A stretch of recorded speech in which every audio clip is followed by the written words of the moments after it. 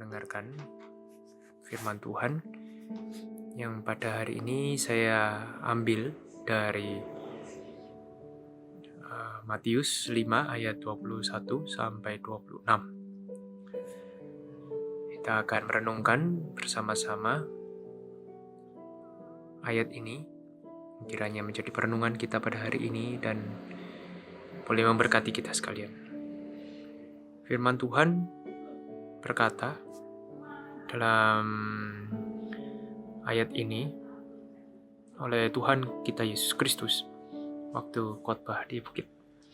Kamu telah mendengar yang difirmankan kepada nenek moyang kita, jangan membunuh. Siapa yang membunuh harus dihukum. Tapi aku berkata kepadamu, setiap orang yang marah terhadap saudaranya harus dihukum. Siapa yang berkata kepada saudaranya, kafir, harus dihadapkan ke mahkamah agama. Siapa yang berkata, jahil, harus diserahkan dalam neraka yang menyala-nyala. Sebab itu, jika engkau mempersembahkan persembahanmu di atas mezbah, engkau teringat akan sesuatu yang ada di dalam hatimu terhadap engkau, tinggalkanlah persembahanmu di hadapan mezbahmu itu, dan pergilah berdamai dahulu dengan saudaramu, lalu kembali untuk mempersembahkan persembahanmu itu. Segeralah berdamai dengan lawanmu selama kamu bersama-sama dengan dia di tengah jalan, supaya lawanmu itu jangan menyerahkan engkau kepada hakim, dan hakim itu menyerahkan engkau pada pembantunya, dan engkau dilemparkan dalam penjara.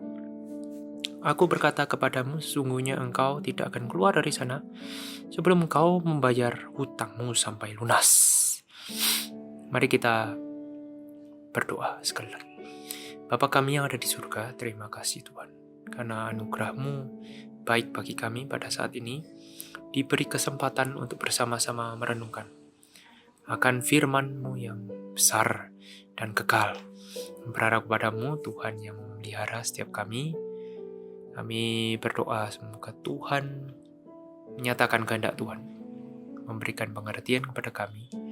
Allah Roh Kudus bekerja di dalam hati kami dan juga hati hamba-Mu untuk boleh menyatakan firman Tuhan sesuai dengan kehendak Tuhan. Tolong Tuhan sertai dan berkati kami ya Tuhan.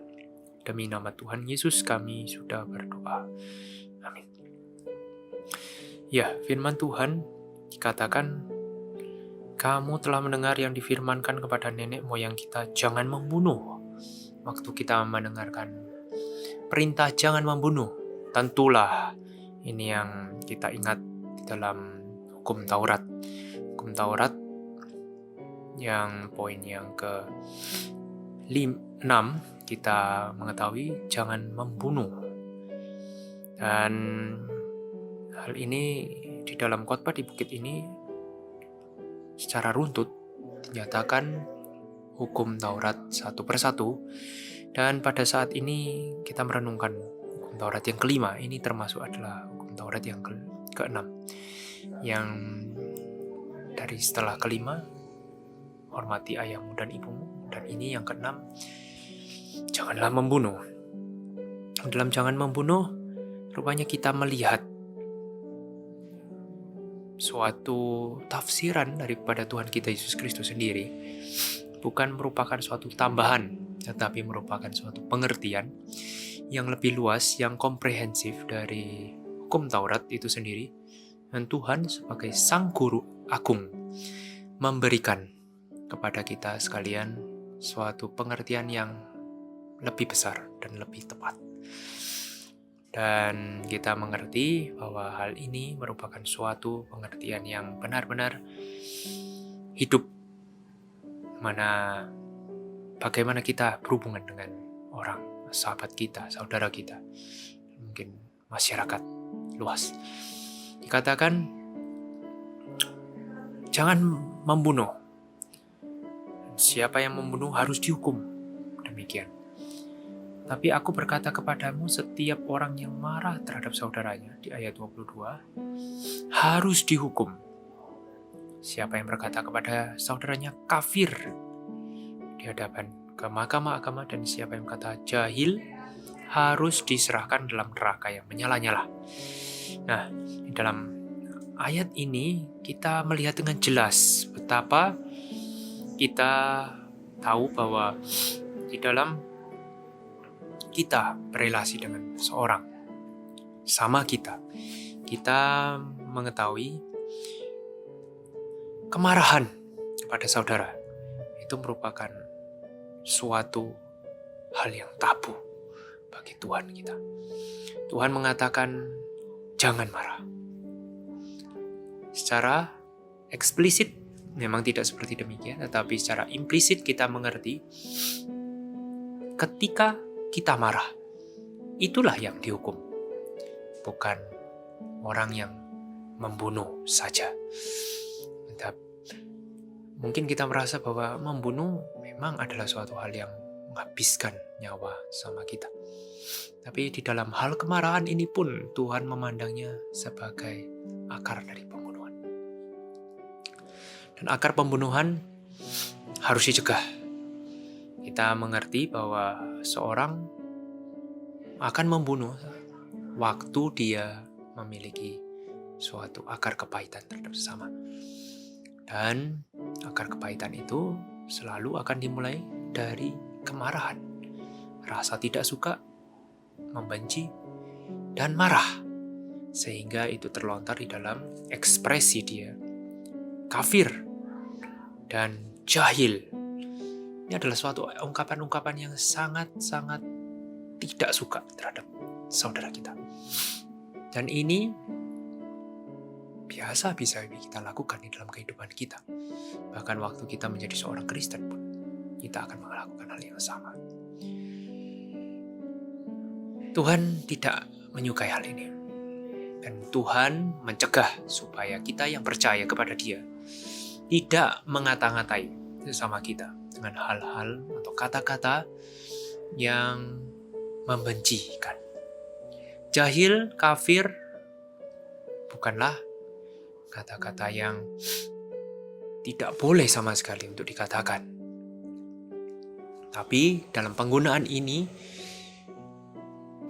kata-kata ini ditujukan kepada saudara. Dan itu merupakan suatu hal yang tabu bagi Tuhan kita. Suatu hal yang dilarang, bukan hanya membunuh, tetapi esensinya waktu kita marah terhadap teman kita, saudara kita, merupakan hal yang sangat jelas adalah keberdosaan di hadapan Tuhan kita. Dikatakan kembali sebab itu, ayat 23, jika engkau mempersembahkan persembahan di atas mezbah dan engkau teringat terhadap sesuatu yang ada di hatimu, terhadap engkau, tinggalkan semua itu. Berdamai dulu, kemudian baru mempersembahkan. Ini mengingatkan kita ya, waktu pada zaman Tuhan kita Yesus Kristus ada persembahan, dan itu diladakan di bait suci. Bertemu dengan Sang Suci, yaitu Allah sendiri. Di sini Tuhan mengingatkan kepada kita.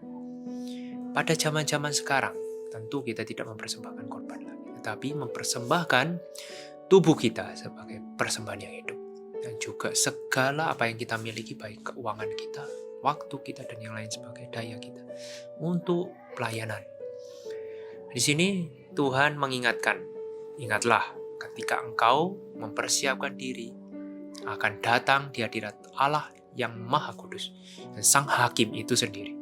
Ingatlah, apakah kamu memiliki kepahitan? Apakah kamu memiliki hati yang sungguh-sungguh sudah berdamai dengan saudara? Sesamamu tentu adalah sama manusia dalam hal ini. Bukan hanya sekedar saudara saja, bukan hanya sekedar teman, tetapi yang disebut sesama adalah makhluk yang sama dengan kita, yaitu manusia. Sesamamu manusia.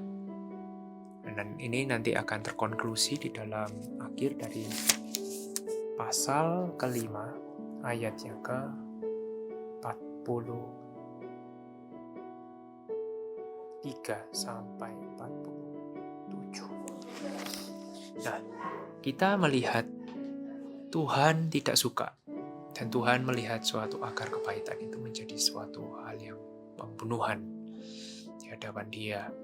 Ketika tidak menyelesaikan, berarti kita sama saja sedang merencanakan suatu pembunuhan, dan kita sedang menghancurkan diri kita sendiri sebenarnya. Tuhan tidak menginginkan itu. Tuhan ingin kita menyelesaikan dulu sebelum kita berhadapan dengan Allah yang Maha Tinggi. Dan ketika kita mempersembahkan sesuatu kepada Tuhan kita, Tuhan melihat hati kita. Bukan hanya melihat esensi dari kita mempersembahkan persembahan itu, tetapi esensi dari hati yang dipersembahkan pada Tuhan waktu ibadah itu. Tuhan melihat dan Tuhan ingin supaya kita sangat mengkoreksi apa yang menjadi kebutuhan kita sendiri pada waktu itu.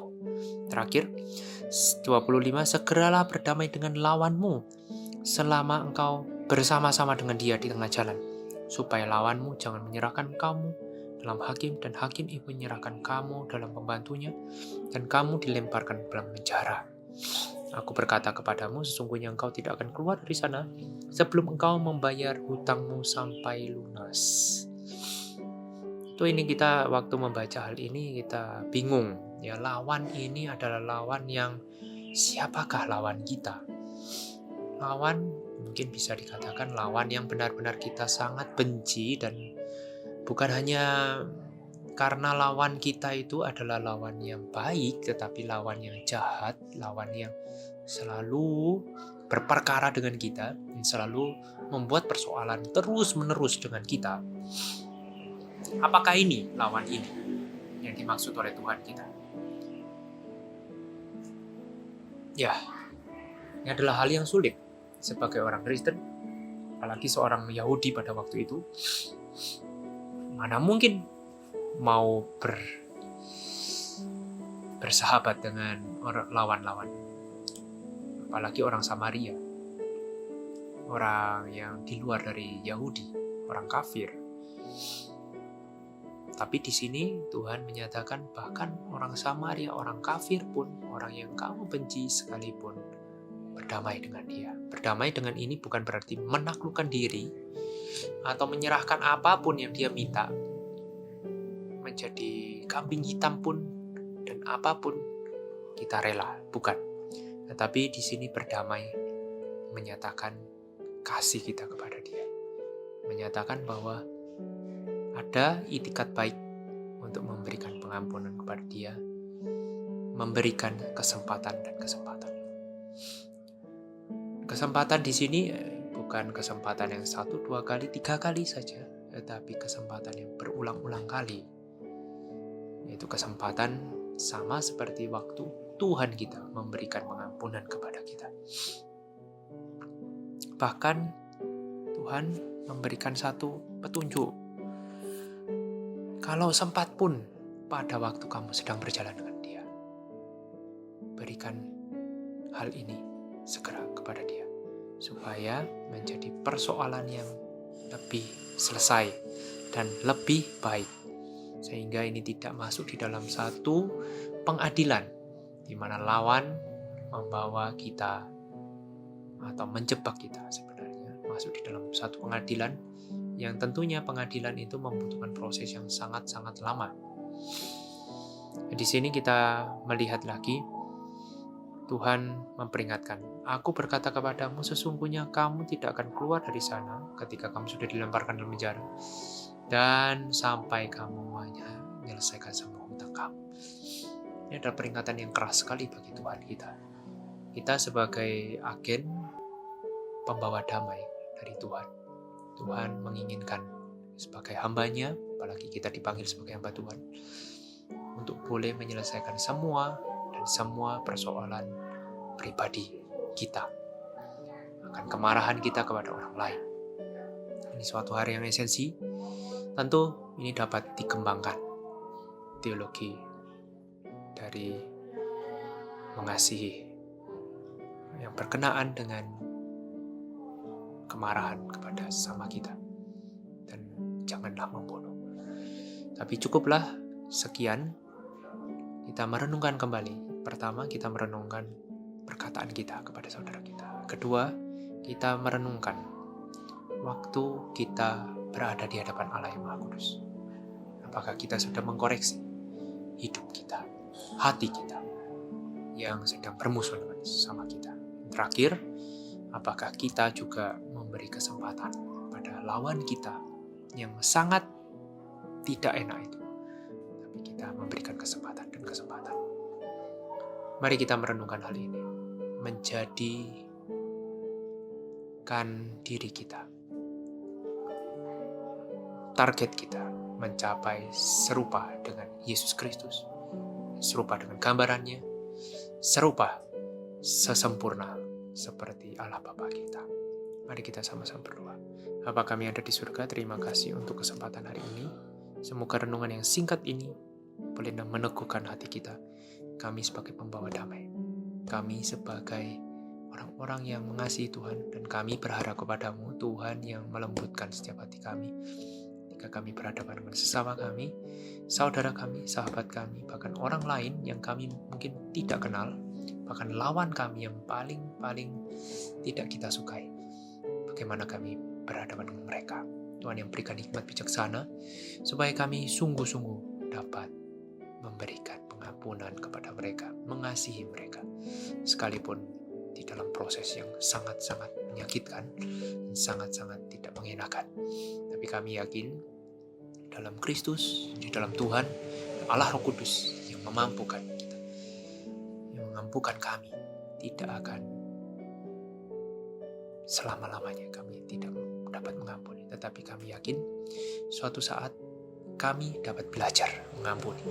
Dan waktu kami menghadapi kasus-kasus yang sama, kami akan segera lebih dapat mengampuni, dan kami lebih sempurna lagi. Terima kasih Tuhan, sertai dan berkati kami dan pelayan kami. Demi nama Tuhan kami Yesus Kristus, Juru Selamat kami hidup. Amin.